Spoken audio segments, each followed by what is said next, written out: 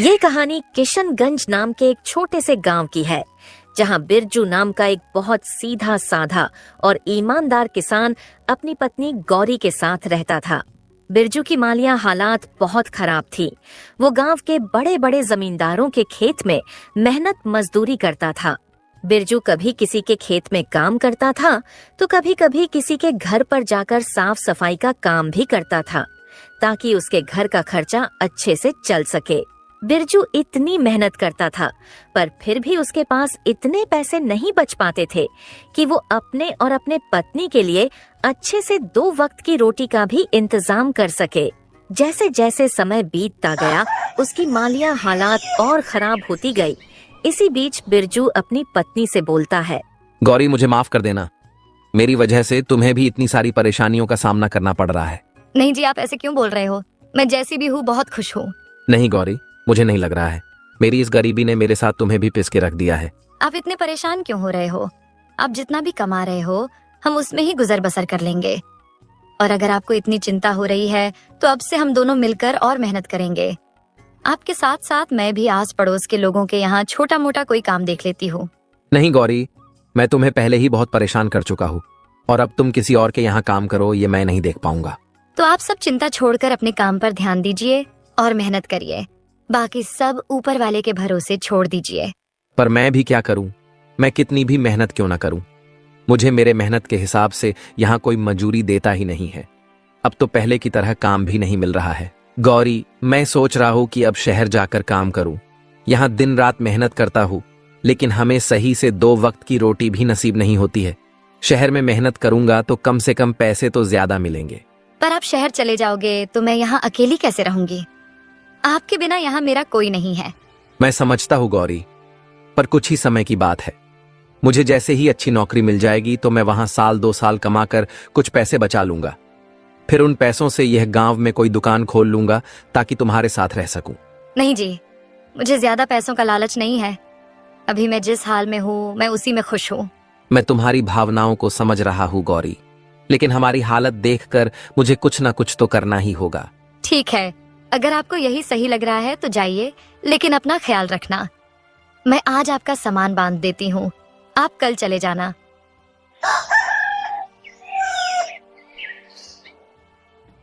अगले दिन बिरजू अपने सामान की बैग लेकर शहर की ओर चल पड़ता है। पूरे दिन चलने के बाद आखिरकार बिरजू शहर में पहुंच जाता है। जिस शहर में बिरजू काम की तलाश में गया था, वो शहर उसके लिए बिल्कुल अनजान था। उस शहर में बिरजू का ना तो कोई मित्र था और ना ही कोई सखा संबंधी।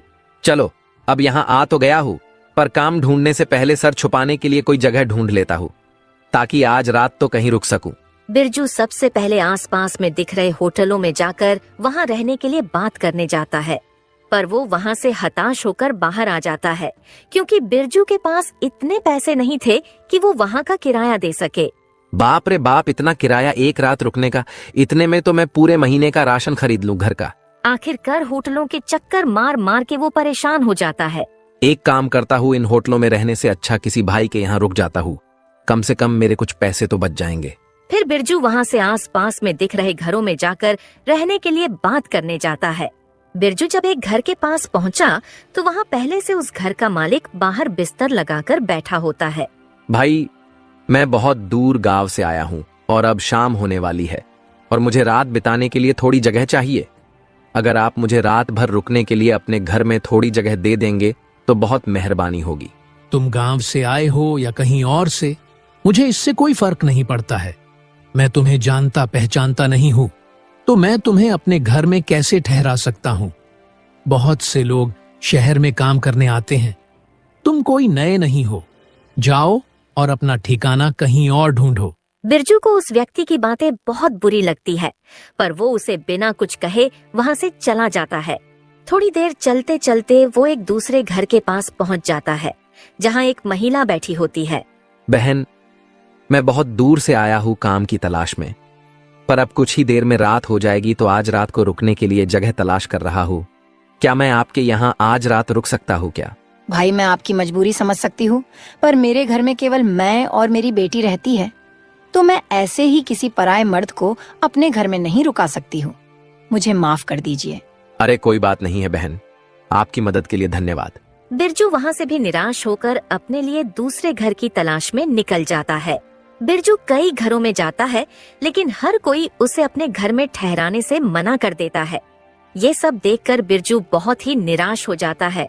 फिर सोचने लगता है, इस शहर में कोई भी मुझे अपने घर में ठहराने के लिए तैयार ही नहीं है। अब मैं रात में कहाँ जाऊं? मेरी तो कुछ समझ में ही नहीं आ रहा। जब इस शहर में मुझे रुकने के लिए कोई घर ही नहीं मिल रहा, तो मुझे इस शहर में काम कैसे मिलेगा? बिरजू ये सब सोच ही रहा था, तभी उसकी नजर पास वाली एक झोपड़ी पर पड़ती है। बिरजू फौरन उस घर के पास चला जाता है। बिरजू जब उस घर के पास पहुंचा तो उसने देखा अंदर एक बूढ़ी अम्मा बैठी है। बिरजू उन्हें आवाज लगाता है, अम्मा, क्या मैं आपसे 2 मिनट बात कर सकता हूँ? बिरजू की आवाज सुनकर बूढ़ी अम्मा बाहर आ जाती है। अम्मा, मैं इस शहर में काम की तलाश में आया हूँ, पर कोई भी मुझे अपने घर में ठहराने के लिए तैयार ही नहीं है। बस अब आपसे ही उम्मीद है, कृपा करके आप मुझे अपने घर में रात भर रुकने की जगह दे दीजिए। बेटा, तुमने मुझे माँ कहा है और एक माँ अपने बेटे को घर के बाहर कैसे छोड़ सकती है? चलो आओ, अंदर आ जाओ। बिरजू उस बूढ़ी अम्मा के साथ घर के अंदर चला जाता है। फिर वह अम्मा बिरजू से कहती है, बेटा, तुम इसे अपना ही घर समझो। तुम जब तक चाहो तब तक यहाँ रह सकते हो। अम्मा, इस घर में आप अकेले रहते हो क्या? आपके परिवार के बाकी लोग आपके साथ नहीं रहते हैं क्या? बेटा, मेरे परिवार में कोई नहीं है। मेरे पति तो कई साल पहले ही मुझे छोड़ के जा चुके हैं और एक लड़का था, वो भी विदेश में जाकर रहता है। इस घर में मैं अकेली रहती हूँ। माँ, अब आप चिंता मत कीजिए, मैं हूं ना आपके साथ। अब आप इस घर में अकेली नहीं हैं। अब से आप मुझे अपना बेटा ही समझिए। बेटा, तू बहुत अच्छा इंसान है, देखने में भी बहुत भला लगता है। इस शहर में बहुत होशियारी से रहना, क्योंकि यहाँ बहुत ठग रहते हैं। वे नए आदमी को देखकर उसे ठग लेते हैं। ठीक है अम्मा, मैं ध्यान रखूंगा, आप परेशान मत होइए। बेटा, वैसे तुमने कोई काम देखा है या देखना बाकी है? अम्मा, मैं कल शहर में नौकरी ढूंढने जाऊंगा और हो सकेगा तो आपके घर के आसपास में ही किराए पर घर ले लूंगा, ताकि आपके आसपास रहकर आपकी देखभाल कर सकूं। नहीं बेटा, तुम्हें किराए पर दूसरा घर लेने की जरूरत नहीं है। तुम जब तक चाहो मेरे इस घर में रह सकते हो, क्योंकि तुम रहोगे तो कम से कम मुझे ऐसा लगेगा मेरा बेटा मेरे पास है। हाँ अम्मा, ये तो बहुत अच्छा रहेगा, पर मैं एक शर्त पर आपके घर पर रुकूंगा कि मैं जो किराया किसी और को देने वाला था वो मैं आपको दूंगा। ठीक है बेटा, चलेगा। फिर क्या था, बिरजू अम्मा के साथ उनके घर पर रुक जाता है और आज की रात वो उनके यहाँ खाना वगैरह खाकर सो जाता है।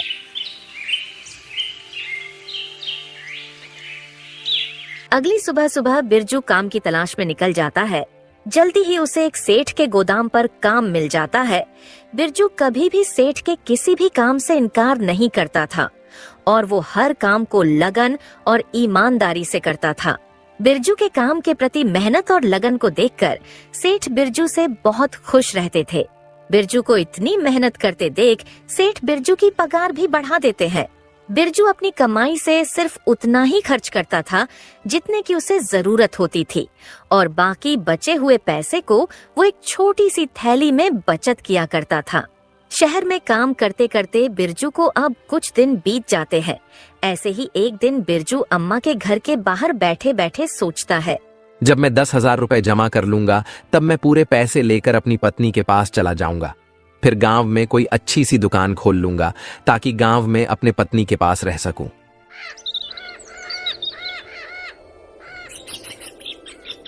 ऐसे ही देखते देखते 2 साल बीत जाते हैं। बिरजू बहुत मेहनत करता है और थोड़ा थोड़ा करते करते 10,000 रुपए जमा कर लेता है। एक गरीब आदमी के लिए 10,000 रुपए बहुत बड़ी कीमत होती है, इसलिए बिरजू अम्मा से कहता है, अम्मा, अब मेरे पास पूरे 10,000 रुपए हो गए हैं। अब मुझे चिंता हो रही है और अब किसी कारण ये रुपए कहीं खो गए या फिर किसी ने छीन लिए तो बड़ा ही अनर्थ हो जाएगा।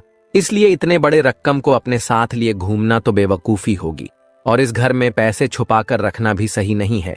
क्या पता मुझे कोई पैसे छुपाते देख ले और बाद में पैसे चुरा कर ले जाए, तो फिर मुझे तो खाली हाथ ही घर लौटना पड़ेगा। आजकल किसी पर भी भरोसा नहीं किया जा सकता है। बहुत ही बदमाश और बुरे लोग रहते हैं इस शहर में, इसलिए अब मुझे अपने घर चले जाना चाहिए। बेटा, तू सही कह रहा है, लेकिन बेटा तू इतनी जल्दी अपने गांव क्यों जा रहा है? थोड़े दिन और रुक जा। अम्मा, रुकना तो मैं भी चाहता हूँ, लेकिन मैं इन पैसों की वजह से जा रहा हूँ। बेटा, तू एक काम कर, तू इस शहर के मशहूर जमींदार गिरिधर लाल के पास चले जा और अपने पैसे तू उनके पास रख दे और जब तुझे घर जाना होगा तब तू अपने पैसे गिरिधर लाल से वापस ले लेना। लेकिन अम्मा, मैं उस जमींदार के पास अपने पैसे कैसे रख सकता हूँ? क्या पता कल के समय पर वो पैसे देने से मना कर दे तो? बेटा, गिरिधर लाल बहुत ही ईमानदार और नेक आदमी है। तुम बेफिक्र होकर अपने पैसे उसे दे सकते हो। शहर में ऐसे बहुत से लोग हैं जो अपने पैसे उसके पास रखते हैं। अम्मा की बात मानकर बिरजू अपने 10,000 रुपए लेकर गिरिधर लाल के पास पहुंच जाता है। जमींदार अपने सामने नए आदमी को देखकर बोला, कौन हो भाई तुम, और तुम यहाँ क्यों आए हो? पहले तो तुम्हें कभी यहाँ नहीं देखा। जमींदार साहब, मेरा नाम बिरजू है। मैं यहाँ का रहने वाला नहीं हूँ। मैं तो गांव से यहाँ कमाने आया हूँ। मैंने कई साल तक मेहनत करके अपने पास 10,000 रुपए जमा किए हैं, और आप तो जानते हो शहर का माहौल ठीक नहीं है। इसलिए मैं अपने पूरे पैसे आपके पास एक अमानत की तौर पर रखने आया हूँ। मैंने सुना है कि पूरे शहर में बस एक आप ही है जिसके पास मेरे पैसे सुरक्षित रहेंगे। जब तक मैं इस शहर में रहूंगा और काम करूंगा, तब तक मेरे पैसे आपके पास सुरक्षित रहेंगे। मेहरबानी करके आप इन पैसों को अपने पास रख लीजिए। गिरिधर लाल ने जल्दी से पैसों की थैली अपने पास ले ली और फिर वो बिरजू से बोला, सही कहा बिरजू भाई, तुम्हें अपने पैसे रखने के लिए इससे और बेहतर जगह कहीं नहीं मिलेगी। इसलिए अब तुम चिंता मत करो। अब तुम्हारे ये पैसे मेरे पास सुरक्षित रहेंगे। अब तुम बिना किसी चिंता के अपने घर जा सकते हो। जब भी तुम्हारा मन चाहे अपने पैसे वापस ले जाना। जमींदार की ऐसी बातें सुनकर बिरजू भी बेफिक्र होकर अपने घर चला जाता है।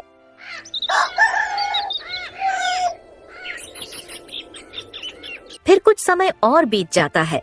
देखते देखते और एक साल निकल जाता है। बिरजू अपने काम में मग्न रहता है। ऐसे ही एक दिन बिरजू जब पलंग पर बैठा हुआ था, तभी उसे उसकी पत्नी गौरी की बहुत याद आने लगती है। अब बहुत समय हो गया है। देखते देखते 3 साल गुजर गए। अब तो मुझे गौरी के पास जाना ही होगा। अब जब बिरजू अपनी पत्नी के पास जाने का निश्चय करता है, तो वो सबसे पहले अम्मा को सारी बात बताने चला जाता है। अम्मा, अब बहुत समय बीत गया है। अब मैं सोच रहा हूँ गौरी के पास चला जाऊं। मैं तो उसे कहकर आया था 1-2 साल में आ जाऊंगा, पर अब मुझे यहाँ कमाते कमाते 3 साल हो गए हैं। ठीक है बेटा, जैसा तुमको सही लगे। फिर क्या था, बिरजू अपने घर जाने की तैयारी करके जमींदार के पास अपने पैसे लेने चला जाता है। जमींदार साहब, मैं अब अपने गांव जा रहा हूँ, इसलिए मैं आपके पास अपने पैसे लेने आया हूँ। कृपा करके आप मेरे पैसे मुझे लौटा दीजिए। जमींदार बिरजू को गौर से देखकर बोला, तुम किस पैसे की बात कर रहे हो भाई? तुमने कब मुझे पैसे दिए थे? जमींदार की ये बात सुनकर बिरजू के होश उड़ जाते हैं। साहब, मैंने कुछ समय पहले ही तो आपके पास 10,000 रुपए अमानत की तौर पर रखे थे। 10,000 रुपए? अरे इतनी बड़ी रकम है जो तुम्हारे 7 पीढ़ियों ने भी देखी नहीं होगी। वैसे तुम्हारे पास कहां से इतने पैसे आ गए? और तुम्हारे पास क्या सबूत है कि तुमने मुझे 10,000 रुपए दिए थे? साहब, मेरे पास कोई सबूत तो नहीं है, पर लोग कहते हैं कि आप बहुत ईमानदार हो, इसलिए मैंने पैसे देते वक्त आपसे कोई प्रमाण नहीं लिया था। बिरजू जमींदार को अपने 10,000 रुपए की याद दिलाने की बहुत कोशिश करता है, लेकिन जमींदार बिरजू की एक बात नहीं सुनता है। जमींदार अपने नौकरों को बुलाता है और फिर अपने नौकरों से कहता है, ये कोई बहरूपिया है और झूठ बोलकर मुझे बदनाम करना चाहता है। इसे मेरे घर से धक्के मारकर बाहर निकाल दो, और याद रहे ये दोबारा मेरे घर में न घुस आए। आखिरकार जमींदार के नौकर बिरजू को उसके घर के बाहर निकाल देते हैं। जमींदार के घर के बाहर आने के बाद बिरजू सोचता है, अब मैं क्या करूंगा? जमींदार ने तो मेरे मेहनत की कमाई हड़प ली है और मेरे पास उनके खिलाफ कोई प्रमाण भी नहीं है। अब मैं क्या करूं? कमजोर और लाचार बिरजू रोते हुए बूढ़ी अम्मा के घर की ओर चल पड़ा। बूढ़ी अम्मा के घर की तरफ जाते हुए बिरजू फिर से वही बात दोहराने लगा। हे भगवान, सालों की मेहनत, मेरी जमा पूंजी सब लुट गया। क्या सोचा था और क्या हो गया? उस बदमाश जमींदार ने मुझे कहीं का नहीं छोड़ा। हे भगवान, अब मैं क्या करूं? बिरजू दुखी मन से बूढ़ी अम्मा के घर लौट आता है। बिरजू को रोता हुआ देख बूढ़ी अम्मा बिरजू से पूछती हैं, क्या हुआ बिरजू बेटा, तू रो क्यों रहा है? तू तो गिरिधर लाल जमींदार के पास अपने पैसे वापस लेने गया था ना? हाँ अम्मा, मैं बर्बाद हो गया। मेरी जमा पूंजी सब लुट गई। जमींदार गिरिधर लाल ने मेरे पैसे वापस देने से इनकार कर दिया। पैसे मांगने पर उसने कहा, मैंने तुझे पहले कभी नहीं देखा है। तू मुझे पैसे देकर कब गया था? तू पक्का कोई बहरूपिया है जो झूठा आरोप लगाकर मुझे बदनाम करना चाहता है। और ऊपर से उसने अपने नौकरों को बुलवाकर मुझे धक्के मारकर घर से बाहर निकलवा दिया। बिरजू की सारी बातें सुनकर बूढ़ी अम्मा मायूस हो जाती हैं। बिरजू बेटा, मुझे माफ कर देना। ये सब मेरी वजह से हुआ है। मैंने ही तुझे तेरे बचत के पैसे जमींदार गिरिधर लाल के पास रखने को कहा था। मुझे पता नहीं था गिरिधर लाल इतना बड़ा बेईमान और धोखेबाज स्वभाव का है। लोग तो उसके ईमानदारी के गुण गाया करते थे। अम्मा, आप अपने आप को दोष मत दो, इसमें आपकी कोई गलती नहीं है। आपने तो मेरे अच्छे के लिए ही कहा था, मगर होना तो वही था जो भगवान को मंजूर था। लेकिन बेटा, अब तू क्या करेगा? उस बेईमान जमींदार से अपने पैसे वापस कैसे लेगा? अम्मा, अब मैं कुछ नहीं कर पाऊंगा। अब मुझे खाली हाथ ही अपने घर लौटना होगा। बूढ़ी अम्मा और बिरजू आपस में बात कर ही रहे होते हैं, तभी वहाँ अम्मा के बगल में रहने वाली लक्ष्मी नाम की औरत आती है। वो दोनों को उदास देखकर पूछती है, क्या बात है बिरजू भाई, आज आप और अम्मा दोनों इतने उदास क्यों दिखाई दे रहे हो? अब आपको क्या बताओ लक्ष्मी बहन, मेरे साथ बहुत बड़ा धोखा हुआ है। मैंने कई साल दिन रात मेहनत करके 10,000 रुपए जमा किए थे। पैसे जमा करने के लिए मैंने ना कभी पेट भर खाना खाया और ना कभी पूरी नींद ली। फिर बिरजू ने लक्ष्मी को सारी बात बताई कि किस तरह जमींदार ने बिरजू को धोखा देकर उसके सारे पैसे ठग लिए। बेटी, लोग कहते हैं कि जमींदार गिरिधर लाल बहुत ही नेक और ईमानदार आदमी है। यही सोचकर मैंने बिरजू को उसके सारे पैसे उसके यहाँ रखने कहा था और बिरजू भी मेरी बातों में आकर उसके पास अपने पैसे रखाया था। अम्मा, आप दोनों परेशान मत होइए, मेरे पास एक तरकीब है। अगर ये तरकीब काम कर गई तो बिरजू भाई को उनके पैसे भी वापस मिल जाएंगे और जमींदार की अक्ल भी ठिकाने आ जाएगी। फिर लक्ष्मी बूढ़ी अम्मा से एक संदूक मांगती है। बूढ़ी अम्मा भी लक्ष्मी के कहे अनुसार एक बड़ा पुराना संदूक लाकर उसके सामने रख देती है।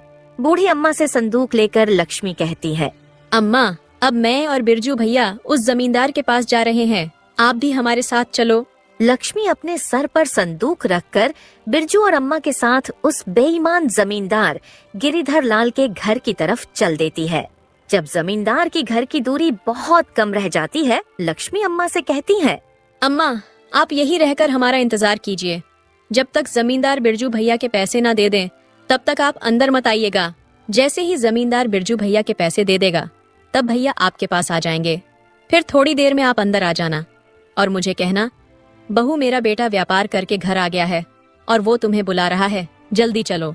ठीक है बेटी, मैं ऐसा ही करूंगी। फिर लक्ष्मी और बिरजू दोनों जमींदार के घर के बाहर पहुंचकर रुक जाते हैं और लक्ष्मी बिरजू से कहती है, भैया, पहले मैं अंदर जाती हूँ, आप कुछ समय के बाद अंदर आ जाना। उसके बाद लक्ष्मी जमींदार के घर के अंदर पहुंच जाती है। जमींदार लक्ष्मी के पास इतने बड़े संदूक को देखकर सोचता है, इस औरत के पास संदूक तो काफी बड़ा लग रहा है। अगर ये मुझे मिल जाए तो मेरी तो चांदी चांदी हो जाएगी। बहन, आप यहाँ किस काम से आई हो और तुम्हारे पास इतना बड़ा संदूक है, उसमें क्या है? मैं चंदन व्यापारी की पत्नी हूँ। मेरे पति दूर दराज के देश में व्यापार करने गए हैं। वो न कई दिनों से घर लौट कर नहीं आए हैं, न जाने वो घर कब वापस आएंगे। और हमारे इलाके में चोरी की वारदात कुछ ज्यादा ही बढ़ गई है। आए दिन किसी न किसी के घर पर चोरी हो जाती है। इसीलिए मैं कई रातों से चैन की नींद नहीं सो पाई हूँ। मुझे हमेशा डर लगता है और यही चिंता लगी रहती है कि कहीं हमारे यहाँ चोरी ना हो जाए। इसलिए मैं ये संदूक आपके पास लाई हूँ। इस संदूक में हमारे जीवन भर की कमाई, रुपए, हीरे जवाहरात और सोने चांदी है। मैं चाहती हूँ कि आप इसे अपने पास संभाल कर अच्छे से रखें। जब मेरे पति व्यापार करके घर वापस आएंगे, तब मैं ये संदूक आपके पास से ले जाऊंगी। लक्ष्मी की बात सुनकर लालची गिरिधर लाल सोचने लगा।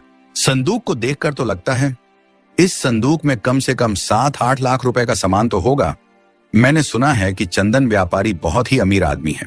फिर जमींदार लक्ष्मी से बोला, बहन, तुमने बहुत अच्छा किया जो अपना धन मेरे पास ले आई हो। तुम्हारा धन मैं अपने पास बहुत ही संभाल कर रखूंगा। तुम विश्वास करो, तुम्हारी दौलत मेरे पास बिल्कुल सुरक्षित रहेगी। जब कभी तुम अपना धन लेने मेरे पास आओगी, मैं तुम्हें तुम्हारा 1-1 रुपया सही सलामत वापस कर दूंगा। पर भाई, मैं आपका कैसे विश्वास करूं कि मुझे मेरी दौलत सही सलामत वापस मिल जाएगी? बहन, पूरे शहर में मेरी ईमानदारी की चर्चा है। पूरे शहर में ऐसा कोई भी नहीं है जो मुझे बुरा या बेईमान बता सके। जमींदार और लक्ष्मी आपस में बात कर ही रहे होते हैं, तभी वहाँ बिरजू आ जाता है। बिरजू को देखकर जमींदार बहुत ज्यादा खुश हो जाता है और फिर जमींदार सोचने लगता है, ये आदमी बहुत सही समय पर आया है। अपनी ईमानदारी दिखाना का ये बहुत ही बढ़िया मौका है। मैं इस आदमी को इसके 10,000 रुपए लौटा दूंगा और इस औरत से इसका संदूक ले लूंगा। इस औरत की इतनी बड़ी दौलत लेने के लिए मुझे 10,000 रुपए की कुर्बानी देनी ही होगी। मेरी बहन, मैं तुम्हें विश्वास दिलवाता हूं, इस पूरे शहर में तुम्हें मेरे घर के अलावा ऐसी दूसरी कोई और सुरक्षित जगह नहीं मिलेगी जहां तुम अपना ये धन रख सको। तुम बिल्कुल भी मत घबराओ, तुम्हारी ये अमानत मेरे पास बिल्कुल सुरक्षित रहेगी। अरे मेरे घर में तुम्हारे इस दौलत को कोई छू भी नहीं सकता है। चोरी करने की बात तो छोड़ ही दो, क्योंकि कोई भी चोर मेरे घर में घुसने से पहले 100 बार सोचेगा। ये कहते कहते जमींदार ने ऐसा ढोंग किया जैसे बिरजू पर उसकी नजर अभी अभी पड़ी हो। फिर वो बहुत खुश होकर बोला, अभी तुम ये देखो, इस आदमी ने अपनी पूरी जमा पूंजी मेरे पास रखी थी। सुबह ही ये अपनी जमा पूंजी मेरे पास लेने आया था, पर उस समय मुझे याद नहीं आया तो मैंने इसे चोर समझकर भगा दिया था। पर फिर जब मैंने अपने दिमाग पर बहुत जोर डाला तब कहीं जाकर मुझे इसका चेहरा याद आया। भाई, तुमने बहुत सही किया जो तुम अपने रुपए वापस लेने चले आए, वरना मैं अभी अपने नौकर को तुम्हें बुलाने भेजने ही वाला था। इस आदमी को तो मैं बहुत अच्छे तरह से जानती हूँ। ये बहुत दूर से इस शहर में काम करने आया है। ये बेचारा बहुत मेहनत से काम करता है। इसने शायद हमारे यहाँ भी काम किया है। इसने बहुत मेहनत करके ये पैसे कमाए हैं। क्या तुम इस आदमी को जानती हो? फिर तो किसी बात की चिंता करने की जरूरत ही नहीं है। मैं अभी इस गरीब के पैसे इसे दे देता हूँ। फिर क्या था, जमींदार बिरजू के पैसे लाने अपने तिजोरी वाले घर में चले जाता है और लक्ष्मी और बिरजू वहाँ रुककर उसका इंतजार करने लगते हैं। फिर कुछ समय में जमींदार बिरजू के 10,000 रुपए लाकर बिरजू को दे देता है। बिरजू तुरंत अपने पैसे लेकर जमींदार के घर से चलता बनता है। बिरजू को उसके पैसे लौटाने के बाद जमींदार लक्ष्मी से बोला, देखो बहन, मैंने इस गरीब आदमी के पैसे जैसे के तैसे सही सलामत इसे वापस कर दिए। अब तो तुम्हें मेरी ईमानदारी पर विश्वास हो गया होगा कि लोगों की दौलत मेरे पास एकदम सुरक्षित रहती है। जी बिल्कुल भाई साहब, मुझे आप पर पूरा विश्वास हो गया है कि आप बहुत ही नेक और ईमानदार आदमी हो। तो लाओ, मुझे अपना ये संदूक दे दो और बेफिक्र होकर अपने घर चले जाओ। जमींदार लक्ष्मी से संदूक मांग ही रहा होता है कि उतने में बूढ़ी अम्मा जमींदार के घर में आ जाती है और लक्ष्मी से कहती है, बहू जल्दी घर चलो, मेरा बेटा व्यापार करके घर लौट आया है और वो तुम्हें बुला रहा है। ये तो बहुत अच्छी बात है जो वो घर लौट आए।